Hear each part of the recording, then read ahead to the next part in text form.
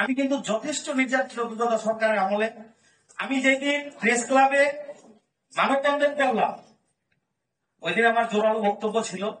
বক্তব্যের পরের দিন আমাকে ডিবি স্পেশাল ডেকেছেন এবং জাতীয় মানবাধিকার কমিশন ডেকেছেন। আমি বলেছি কি কারণে আপনি আমাকে ডেকেছেন। তখন তারা উত্তর দিল যে আপনি মহাসচিবের সেকেন্ড ম্যান, যত প্রচারণা আপনি করেন, আপনি সব। যাই হোক, আল্লাহ আছে। আমার মায় বলতেন, মাল যায় যার, মান যায় তার। কাউকে বলার দরকার নাই, আমি আল্লাহকে বলেছি এবং আমি যে কোনো জায়গায় যেখানে গিয়েছি আমি সহযোগিতা পেয়েছি। আসলে আমি কোনো নির্যাতিতই হই নাই, আমাকে ডেকেছে। কিন্তু আমার জানি না কেন ওরা যে আমাকে আমার গায়ে হাত তোলা বা আমাকে কারাবন্দী করা, এগুলা কোনো আমাকে করে না।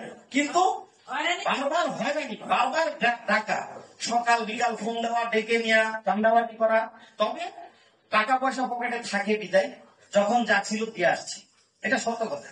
যখন যা ছিল দিয়ে আসছি, তারপর আমি বলতে পারবো, জোরগলায় বলতে পারবো, ডিবি হারুনের হয়তো মদতে বা মাসুদ যে ছিলেন, ইন্সপেক্টর মাসুদ ছিলেন, উনি আমাকে বিভিন্ন ভাবে। তারপরে কি করবো, বাধ্য হয়ে বিগত সরকারের, দেশি সরকারের আমলে যারা নেতৃত্ব দিয়েছেন তাদের কাছে গিয়েছে, তাদেরকে দমন করা হয়েছে। বিশেষ করে আমার সাথে ছিলেন মুন্সিগঞ্জের নাসিরউদ্দিন, উনিও আমার সাথে 2-3 বার ডিবি এবং জাতীয় মানবাধিকার কমিশনে ওনাকে সুতা দিতেন। কারণ আমি আমার মুন্সিগঞ্জের আমাকে নির্বাহী সভাপতি বানায় রাখছেন ওনারা, সুতরাং মুন্সিগঞ্জ যখন ডাকে আমাকেও ডাকে। তো এখানে যখন আমরা ডিবিতে যাই, আমার সাথে আমাদের সিনিয়র ডেপুটি গভর্নর ভাই ছিলেন, আমাদের হাউল ভাই ছিলেন আমার সাথে। উনিও দেখেছেন আমাকে কিভাবে প্রেসার দিয়া আমার টুপিটা খোলাইছে এবং আমাকে সাথে সাথে বলছে, আপনি এখন একটা স্ট্যাটাস দিবেন যে বিএনআরসি আপনি নাই, আপনি আজকে পদত্যাগ করলেন, এইভাবে একটা স্ট্যাটাস দেন। আমি কিন্তু স্ট্যাটাস দেই।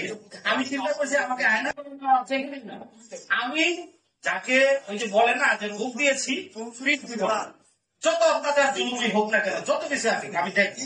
আজকে আমরা দেখছি কিন্তু আজকে আমাদের এই যে আমাদের উদয় এবং আমাদের এই যে আমরা যে উজ্জীবিত হয়েছে, আজকে আমাদের মহাসচিব আসছেন।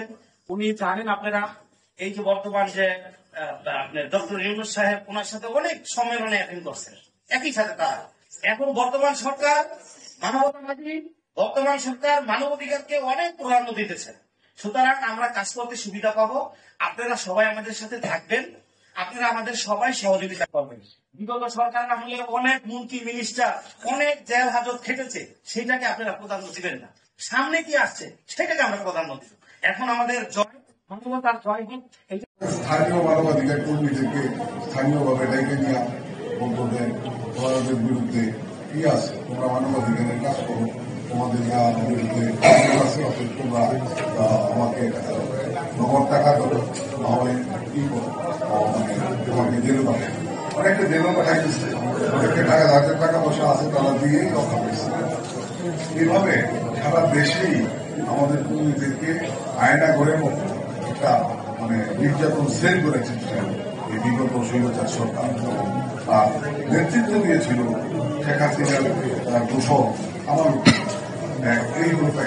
আমরা চাচ্ছি যে ইমিডিয়েটলি সরকার আমাদের যে মামলা হচ্ছে, আমাদের যে 200 মানুষকে হত্যা করছে, যেটা আমরা খুব শীঘ্রই মামলা দিব এবং ওই জায়গায় যারা আমাদের উপরে নির্যাতন করছে, আশা করি সবগুলো আশা রাখতে আমরা এই মামলাতে বহন করব এবং তাদের অবশ্যই বিচার হবে, ন্যায় বিচার হবে তাদের বিরুদ্ধে এবং তাদেরকে জেলে পাঠানো। আমাদেরকে এই যে আমাকে বা আমাদের মানবাধিকার কর্মীদের যে কারাগার, আমাকে 5 বার কারাগার কামালুদ্দিন, যেখানে তারপর কামালুদ্দিনের সাথে আরো একজন ছিল গাজী গোলাম, সেও নির্যাতনের সরাসরি।